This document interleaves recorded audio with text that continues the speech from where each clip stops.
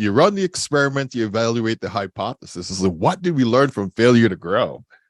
And I know Ed and I talk about a lot of these things in terms of failures and successes. And Ed, let's talk about, generative leadership. We talk about emphasizes learning from setbacks and embracing failure as an opportunity for growth. What say you about this context? Hey, thanks, Dr.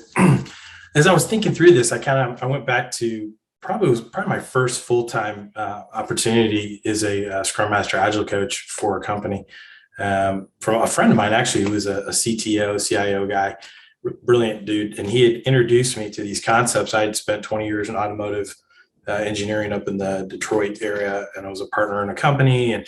And when I left there 10 plus years ago, I was real just discouraged by just corporate America, how it just used people, burned them up, and then threw them out. And I was like, man, I'm just done with corporate America. And I'm just so frustrated. Moved down here, and I bought into a partnership with some other guys. And anyways, made friendships with this friend of mine. And I was asking him some questions. How do I do some of this stuff with some of my employees and this and that? And he started telling me about this crazy Scrum Agile stuff. And so I started trying these little things at my company with employees and had no idea at all what I was doing. And anyways, there were some real positive things that happened. I was like, that's crazy. I don't know what I'm doing. And yet the people are happy. And so not too long into that, my partners made a decision. They went in another direction, and I left that. And my friend, the CIO guy, he says, hey, so anyways, I've got this thing. I've just hired on to this company. They want me to come in. They're private equity owned. And at first I'm like, I've done private equity owned companies. I don't want to do another one. He goes, no, just listen to me. Because we had a new CEO. He's brought me in. He wants me to do this stuff to get these new technologies out there. And he says, what I really need is a Scrum Master Agile coach to come in and do this. I said, Brian, I don't know anything about software. I come out of this world. I don't know anything about how you build software. He goes, I got really smart people to do that. I don't need you to do that. I need you to come in and help me change this place, And anyways, through a lot of conversation, I ended up going there.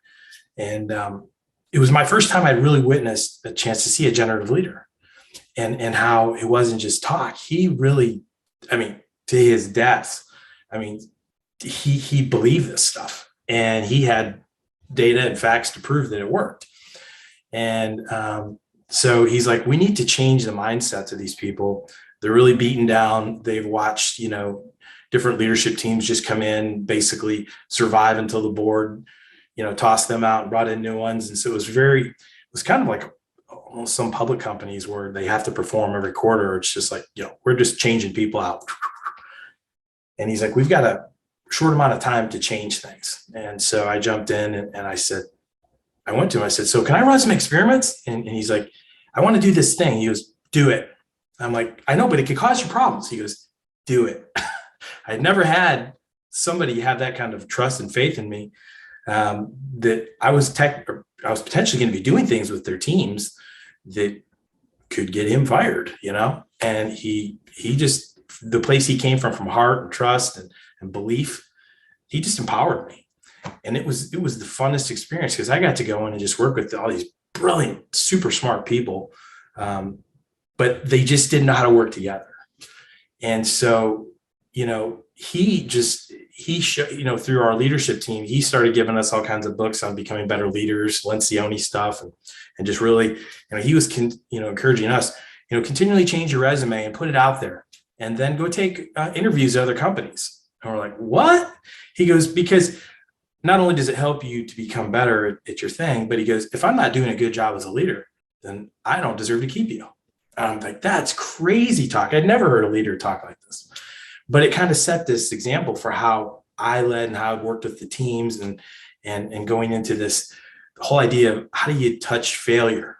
And these people were afraid to get anywhere near a landmine because they'd watched what happened to other people. And so it was really fun to just start changing that mindset of let's fail with some stuff. Let's see what works and what doesn't. And then when they could see nobody got blown up, nobody got fired or anything like that, they started pressing in and going, okay, I can try this stuff. And it just became like this innovation hub, people trying things, reaching in, leaning, challenging each other. And it was really powerful to see. It changed me from when I left there to going forward, of that now I just want to work with people that want to be generative leaders. When I had a chance to work with guys like Adrian Terry and people, Phil and these other people, and just watch how they just breathed it with everything they did, I was like, man, that is what I want to help people do. So that gets me all excited. I'm all fired up right now. So that's it.